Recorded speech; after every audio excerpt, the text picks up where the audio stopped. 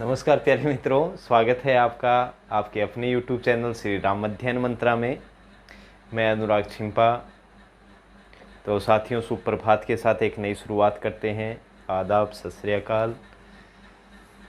तो सूरदास भरमर गीत सार के पद संख्या 30, 31 और 32 का आज अध्ययन करेंगे, बढ़िया वाला। और आपको पूरा सहयोग देना है।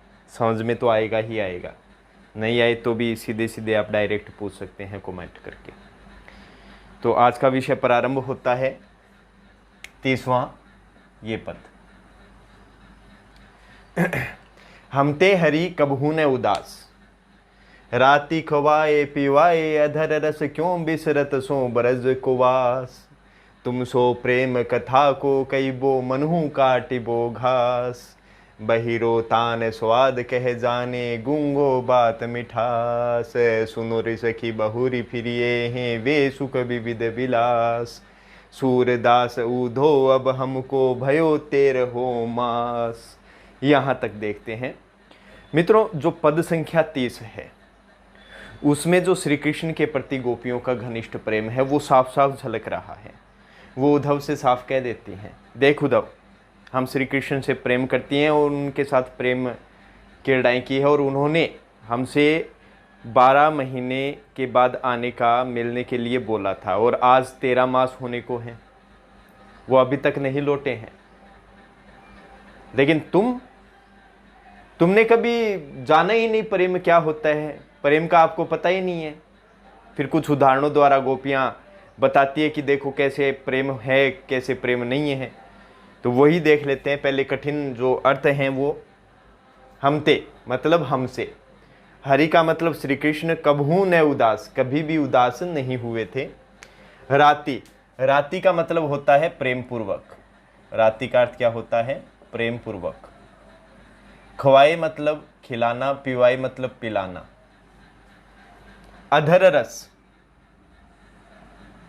रस का मतलब क्या होता है? अधरामृत। अधरों का अमृत। क्यों बिसरत मतलब भूलना, विस्मरण।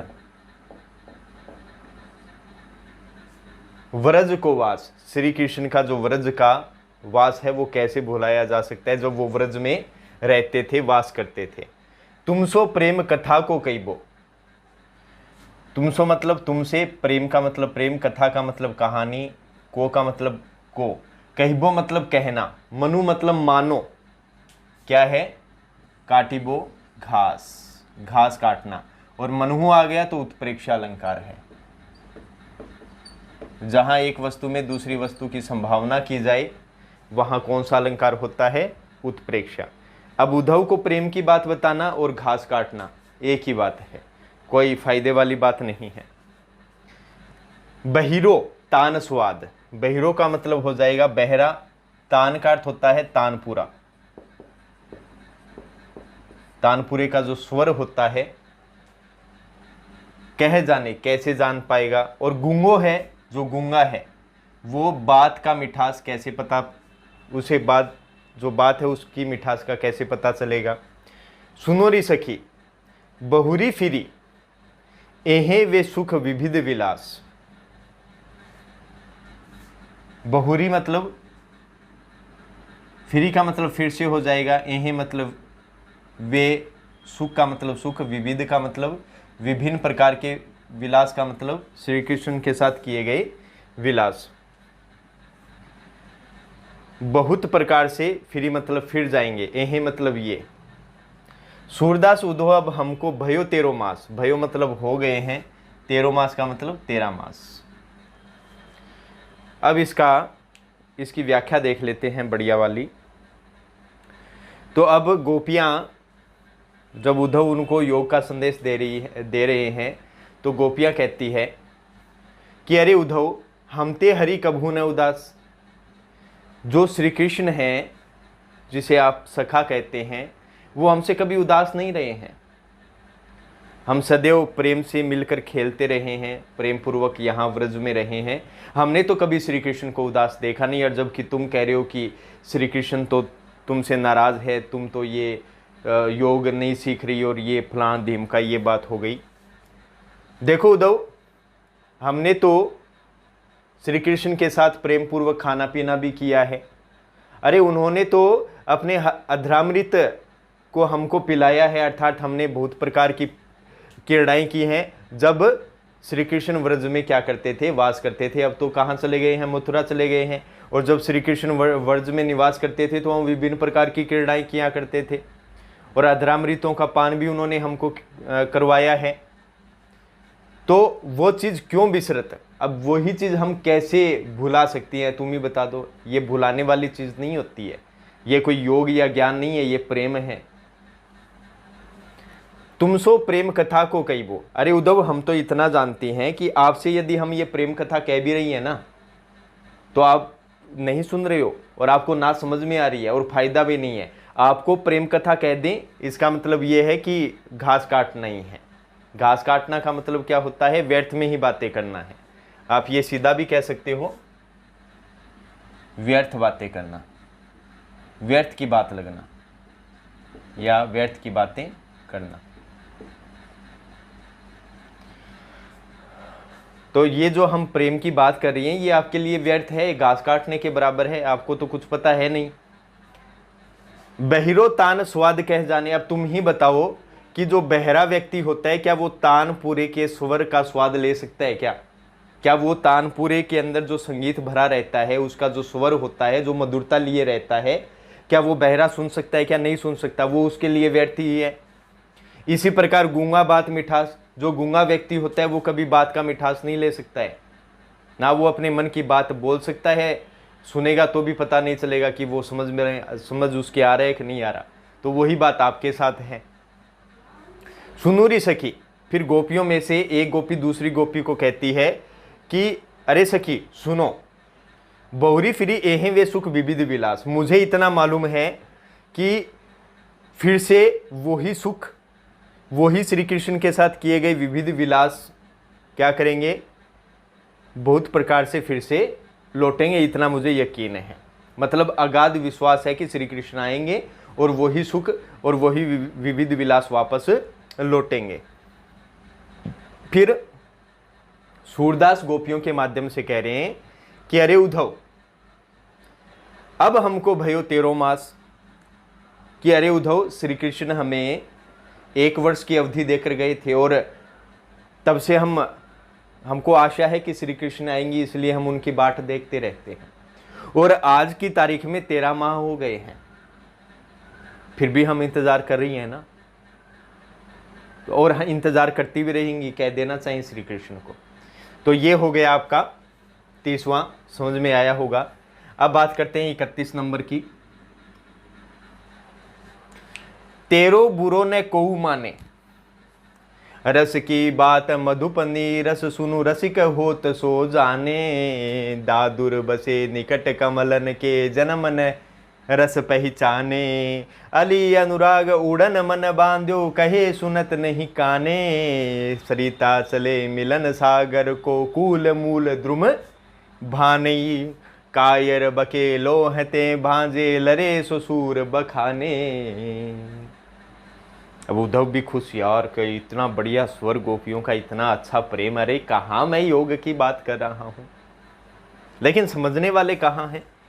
तो अब 31 नंबर के अर्थ देखो। 13 बुरो न कोऊ माने, कोऊ का मतलब कोई हो जाएगा। ये किसको संबोधित है बात? उद्धव को संबोधित है। रस की बात, रस का मतलब हो गया प्रेम और आनंद, प्रेम व आनंद। मधुप नीरस, नीरस का मतलब बिना रस का, सुनो मतलब सुनो। रसिक होत सो जाने, जो क्या हो, रसिक होत मतलब हो, सो मतलब वो, जाने मतलब जानता है। दादुर, दादुर का अर्थ हो जाएगा मेंढक। बसे निकट, कमलन, कमलन का मतलब कमल, निकट मतलब समीप, बसी मतलब बसता है। के जन्म ने रस पहचाने, पहचाने मतलब पहचानता है। अली, अली का मतलब भौरा। अनुराग का अर्थ होता है प्रेम। उड़न मतलब उड़ता है। मन बांध्यो, अपने मन को बांधे हुए। कहे सुनत नहीं काने, कहे मतलब कहा हुआ, सुनत नहीं सुनता नहीं है, काने मतलब कानों से। सरिता चले मिलन सागर को, सरिता नदी हो गई, चले मतलब चलती है, मिलन मतलब मिलने के लिए, सागर मतलब सागर हो जाएगा। कूल का मतलब किनारा हो जाएगा। मूल द्रुम, जड़ सहित वृक्ष। भाने मतलब नष्ट करना।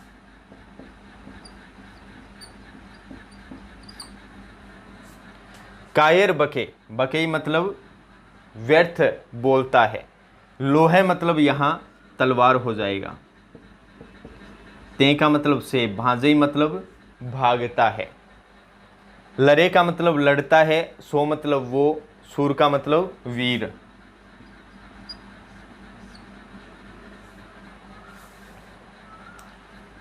बखाने मतलब बखान करना। तो शब्दार्थ तो हो गए, अब इसकी व्याख्या और देख लेते हैं। इसकी व्याख्या क्या है। अब गोपियां उद्धव से कह रही है, कह रहे भोरे, अरे उद्धव, तेरो बुरो न को माने, कि तेरा यहाँ पर कोई बुरा मानने वाला नहीं है, तेरी बातों का यहाँ बुरा कोई भी नहीं मानेगा, तू तो बोलता रह चाहे। क्योंकि हमें पता है कि जो प्रेम वाला व्यक्ति होता है, रसिक व्यक्ति होता है, वो ही प्रेम की बात जानता है।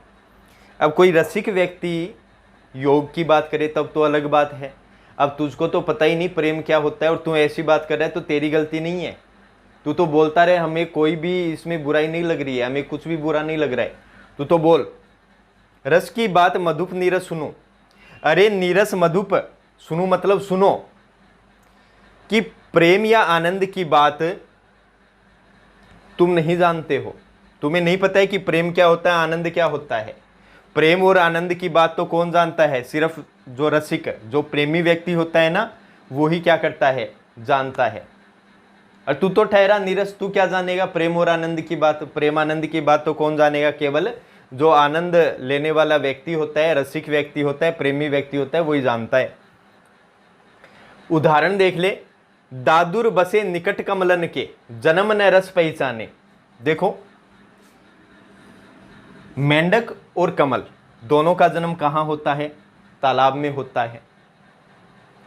और जो मेंढक होता है वो कमलों के निकट ही बसता है, जन्म भी एक साथ होता है, और जो मेंढक होता है वो कमलों के पास ही बसता है। लेकिन उसे, मेंढक को, जो कमल के रस और कमल का रस होता है उसकी उपयोगिता होती है, उसकी बिल्कुल भी पहचान नहीं होती है।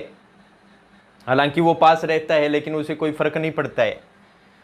अगर वहीं पे बात करें, अली भौरे की बात करें, तो सदैव क्या करता रहता है, प्रेम पूर्वक अपने मन को बांधे हुए कमलों के ऊपर क्या करता रहता है, उड़ता रहता है। और वो किसी की नहीं सुनता है, वो केवल किससे प्रेम करता है, कमल को प्रेम करता है। और अंत में कमल के पत्ते के अंदर ही बंद कर मौत के हवाले हो जाता है, लेकिन प्रेम करेगा कमल से ही। वो जानता है असली रस। उसी प्रकार हम कह रही हैं, अब ये योग याग की बात हमारे बस की बात नहीं है। हम तो भौरे की भांति है, और जो कमल है वो हमारे श्री कृष्ण है, और हम भली प्रकार से उनके रस को पहचानते हैं, हम भली प्रकार से उनसे प्रेम करते हैं, तो हमें कोई दिक्कत नहीं है। अब अगर बात करें नदी की, तो नदी होती है वह अपने किनारे से अलग होकर वृक्षों को जड़ सहित उखाड़ देती है, उन्हें नष्ट कर देती है, और सागर से मिलने के लिए चल पड़ती है। वो भी नहीं रुकती है, उसे मिलना है सागर से। अब चाहे रास्ते में पहाड़ आओ, पठार आओ, वृक्ष आओ, वो सबको नष्ट करती हुई कहाँ जाएगी, सागर में ही जाएगी। उसी प्रकार हम भी श्री कृष्ण से प्रेम करते हैं और अंत में उन्हीं के अंदर समाहित हो जाएंगी। बात सीधी सीधी सी ये है। कायर बके लोहते भांजे, अगर वहीं पे कायर व्यक्ति की बात करें तो क्या वो क्या करता रहता है, वो व्यर्थ में ही अपना बखान करता रहता है। कायर व्यक्ति होता है वो व्यर्थ में ही बकता रहता है, अपना बखान करता रहता है वहीं पे। और तलवार देखकर वो क्या होता है, युद्ध क्षेत्र से भाग जाता है, बाकी वो व्यर्थ में ही बकता रहता है। तलवार जैसे ही सामने आई वो जा थू था गोली, और वहीं पे जो सूर व्यक्ति, वीर व्यक्ति होता है, वो युद्ध क्षेत्र में क्या करता है? लड़े मतलब लड़ता है, लड़ना। वो क्या करता है? लड़ता है। यहां तक आ गई होगी समझ में बात। और बाकी तो आप जानते ही हैं, वो जो अनुप्रास अलंकार है वो आप कर सकते हो, कोई दिक्कत वाली बात नहीं है। अब बात करते हैं अंतिम आज का 32 नंबर 32। गरही के बाड़े रावरे, नाहिन मीत वियोग बस परे, अनवगु अली वावरे, नाहिन भूख मरी जाए चरे, नहीं तिनुका सिंह को यही स्वभाव रे, सनुमन सुधा मुरली के पोसे, जोग जहर न खुआवरे, उदो हम ही सीख का देहो, हरि बिनु अनंत न ठाव रे, सूरदास कहा ले कीजे, था ही नदियां नावरे। बड़ा सुंदर उदाहरण प्रस्तुत किया है। देखो, गरही के बाड़े, बाड़े का मतलब होता है बढ़ चढ़कर बोलना, बढ़ चढ़कर बोलना। रावरे मतलब आप। नाहिन मीत, नाहिन मतलब नहीं, मीत का मतलब होता है मित्र, वियोग का मतलब वियोग, बस का मतलब बस हो जाएगा, परे का परे हो जाएगा, अली का मतलब क्या हो जाएगा? भोरा, और आवरे का अर्थ क्या हो जाएगा? बावला। तो अनवुगे का अर्थ होता है सहना। भूख मरी जाए चरे, भूख मरी मतलब भूखा मर जाना, जाए मतलब जाकर, चरे मतलब चरना, नहीं का मतलब नहीं, तिनुका का मतलब तिनका, सिंह का मतलब शेर होता है, यही स्वभाव रे, यही उसका स्वभाव होता है। शत्रुवन मतलब कानों से। सुधा मुरली, सुधा मतलब अमृत, मुरली का मतलब मुरली, पोसे मतलब पाले हुए।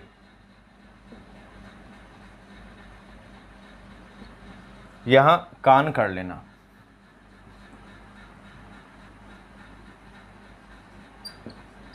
कान।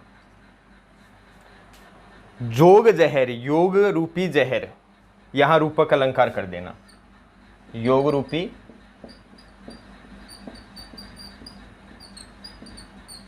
जहर। न खुआवरे, उधो हम ही सीख का देहो, हम ही मतलब हमको, सीख का देहो, देहो मतलब देना, हरि बिनु अनंत न ठावरे, श्री कृष्ण के बिना, अनंत मतलब कहीं पर भी, ठाव का अर्थ होता है स्थान। सूरदास कहा ले कीजे, था ही नदियां नावरे, था ही का मतलब क्या होता है?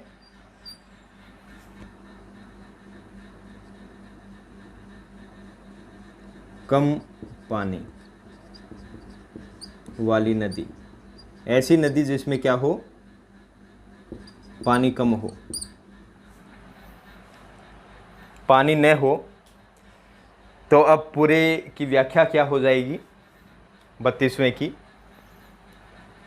अब गोपियां उद्धव से कह रही हैं कि देख उद्धव, जो ज्ञानी व्यक्ति होते हैं ना, वो अपने ज्ञान की बात घर पर तो क्या करते रहते हैं? बढ़ चढ़ कर कहते रहते हैं। वैसे ही आप क्या कर रहे हो? आप भी अपने घर में ही अपने ज्ञान की बात बढ़ चढ़ कर कह रहे हो। आपको पता तो है नहीं कि प्रेम क्या होता है, क्या नहीं होता है, बस आप तो बस कहे जा रहे हो कि हाँ बस योग ही होता है सब कुछ। नाहिन मीत वियोग बस परे, अनवगु अली बावरे। अब आगे ये अली आया है उद्धव के लिए, वैसे भोरा होता है, उद्धव के लिए आया है। तो गोपियां कह रही है, अरे उद्धव, अरे बावरे उद्धव, तुमने कभी अपने मित्र का वियोग सहन नहीं किया है। बस परे मतलब सहन करना, कि आपने कभी अपने मित्र का वियोग सहन नहीं किया है, और कभी सहन करना पड़ गया ना, अनुग का अर्थ भी सहन करना होता है, और कभी सहन पड़ गया ना, सहन करना पड़ गया, तो आपके बस की बात नहीं होगी, आपके बिल्कुल भी बस की बात नहीं होगी, वो आपके बस से परे होगी, बस से बाहर ही होगी। अभी तो आपने वियोग सहा ही नहीं, अगर हम जैसे वियोग सहने लग जाए ना तो आपकी पारी न पड़े, फिर आप ज्ञान योग ये सब कुछ भूल जाओ। तो सीधी सीधी कहने का मतलब क्या है कि गोपियाँ कह रही है उद्धव से कि अरे पागल उद्धव, कि तुमने अभी तक अपने मित्र का वियोग सहन नहीं किया है, यदि अगर आप सहन कर भी लोगे तो वो आपके क्या होगा, बस से बाहर होगा। अब तुम यही देख लो कि जो शेर होता है उसका यही स्वभाव होता है कि वो भूखा मर जाएगा, लेकिन छोटे छोटे जीव जंतुओं की तरह वो घास खाता नहीं फिरेगा, वो कोई घास या तिनका चरता हुआ नहीं फिरेगा, ये उसका स्वभाव है, भूखा मरना मंजूर है। वैसे ही हम भी शेर की भांति हैं, हम श्री कृष्ण से प्रेम करती हैं और श्री कृष्ण के प्रेम की भूखी हैं। तुम सोचते हो क्या हमने तो श्री कृष्ण से प्रेम किया है, और तुम सोचते हो कि कृष्ण के अलावा हम तुम्हारा ये योग है, ज्ञान है, उससे और प्रेम कर लें, हम भूखे मर सकती हैं। ये जो तुम्हारा योग है, ये जो तुम्हारा ज्ञान है, ये तिनके की भांति, और तिनका शेर नहीं खाता, ये उसका स्वभाव होता है। यही हमारा है, हम श्री कृष्ण से प्रेम करती हैं, हम ये योग और ज्ञान से कोई मतलब नहीं रखती हैं। स्वरमन सुधा मुरली के पोसे, अरे हमारे जो कान हैं वो श्री कृष्ण की जो मुरली के स्वर है, जो अमृत रूपी हैं, उनके द्वारा क्या है, पाले हुए हैं। यहाँ पर भी रूपक है, अमृत रूपी मुरली का स्वर, अमृत रूपी मुरली का स्वर। तो हमारे जो कान है ना वो श्री कृष्ण की मुरली के स्वरों की जो अमृत धार है उससे पाले गए हैं। अब तुम क्यों हमें योग रूपी जहर, ये इन कानों को तुम योग रूपी जहर क्यों खिलाना चाहते हो, क्यों इनमें भरना चाहते हो योग रूपी जहर? हम सुनना ही नहीं चाहते योग की बातें और तुम सुना रहे हो। उदो हम ही सीख का दे हो, अरे उदो तुम हमें क्या सीख दे रहे हो, तुम हमें क्या बता रहे हो, तुम हमें प्रेम के बारे में बताओगे क्या, क्या करना चाहिए क्या नहीं करना चाहिए? पागल हो गए हो तुम। हरि बिनु अनंत न ठावरे, हम तो इतना जानती है कि श्री कृष्ण के बिना कहीं पर भी हमें स्थान नहीं है, कोई भी ऐसा व्यक्ति नहीं है जो हमारी रक्षा कर सके, किसके अलावा, श्री कृष्ण के अलावा, हम तो इतना जानती हैं। और तुम हमें ज्ञान की बात दे रहे कि योग सीख लो, बावड़ी बात करें। सूरदास कहा ले कीजिए था ही नदियां नाव रे, अरे सूरदास गोपियों के माध्यम से कह रहे हैं, अरे उद्धव तू तो वही बात कर रहा है कि सूखी हुई नदी में, कम पानी नदी में नाव चला लो। जहाँ नदी में कम पानी हो वहाँ कभी नाव चलती है क्या? नहीं चलती कभी भी। और ऐसा ये है कि देखो हम जब श्री कृष्ण यहाँ थे तो हमारे हृदय में क्या चलती थी? श्री कृष्ण रूपी प्रेम की नदी बहती थी।